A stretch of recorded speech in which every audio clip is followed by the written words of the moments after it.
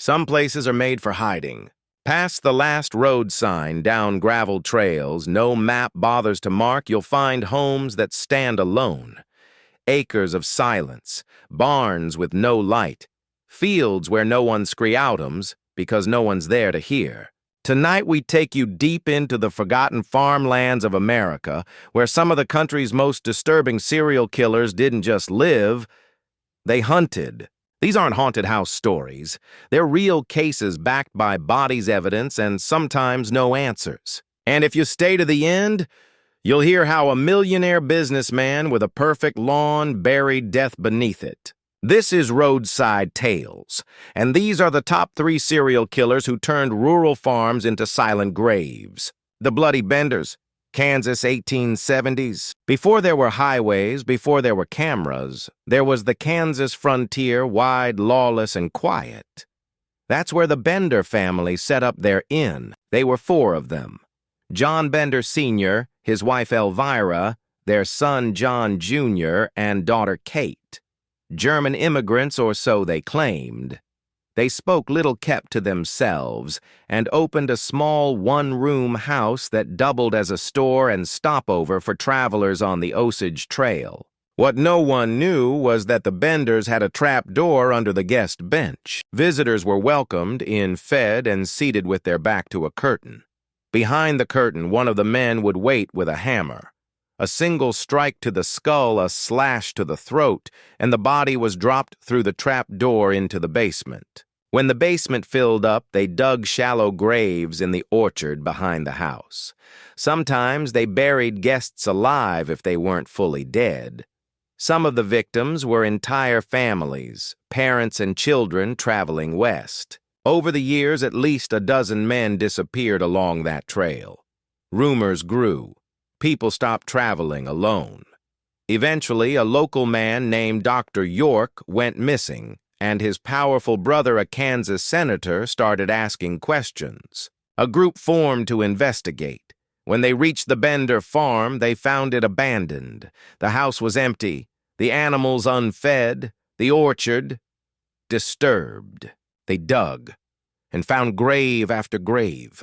The Benders were never caught. Some claimed they were lynched. Others say they escaped to Texas. To this day, no official arrest was ever made. Their real names weren't even known. But the image of their blood-stained guest bench and the orchard full of corpses stuck in the country's memory. The Bloody Benders became America's first known serial killer family, and their house surrounded by wheat and sky whispered what a remote farm could hide. Belle Gunness, Indiana. Early 1900s. She was called the Mistress of the Murder Farm, a giant of a woman nearly 6 feet tall, over 200 pounds. Belle Gunness lived on a pig farm in LaPorte, Indiana. She'd come from Norway, married twice. Both husbands died under suspicious circumstances, but no one questioned her. After all, she was grieving, and insurance money helped her rebuild. Then Belle placed ads in Norwegian-language newspapers across the Midwest. Personal. Comely widow, who owns a large farm in one of the finest districts in LaPorte County, Indiana, desires to make the acquaintance of a gentleman equally well provided. Object matrimony. Dozens responded. They came with trunks full of cash ready to settle down. Belle welcomed them, fed them, let them sleep in the guest room, and they were never seen again. Neighbors noticed the smell. The farm always had fires going, smoke that didn't match the season, pigs that never seemed hungry. Belle's hired hand, Ray Lamphere, grew uneasy. He told friends that Belle was hiding something, but when he grew too vocal, she fired him. On April 28, 1908, Belle's farmhouse burned to the ground. Inside, 4 bodies were found, 3 children and a woman missing her head. Everyone assumed it was Belle, until they measured the body. The corpse was too small, too short, too light. It wasn't Belle. Authorities began digging around the property, and what they found shocked even seasoned officers. Nearly 40 bodies in various stages of decomposition, limbs buried under the hog pen, a burlap sack filled with bones and hair, dozens of shallow graves, some with multiple victims. Belle had been killing for years. Lovers, suitors, even children. Anyone who got in her way. She used poison axes and fire. She was methodical, brutal, and invisible behind the smile of a widow looking for love. The headless body most believed she faked her death. Some claimed sightings in Chicago. Others said she fled to Norway. No one ever found her. Her murder farm was bulldozed, the bones collected, but the question remained. How many people can you kill in plain sight when you live alone and no one asks questions? Herb Baumeister, Fox Hollow Farm, Indiana, 1990s. If Belle Gunness was America's original farm killer, Herb Baumeister was its modern one. He looked like a success story. Owner of the Save-A-Lot thrift store chain, husband, father of 3 suburban millionaire. His estate, Fox Hollow Farm, was 18 acres of wooded land outside Indianapolis. The house had an indoor pool, riding trails, and manicured lawns. But in the 1990s, gay men in Indianapolis started disappearing. Most were last seen at gay clubs. Some were known to frequent a bar where Herb was spotted.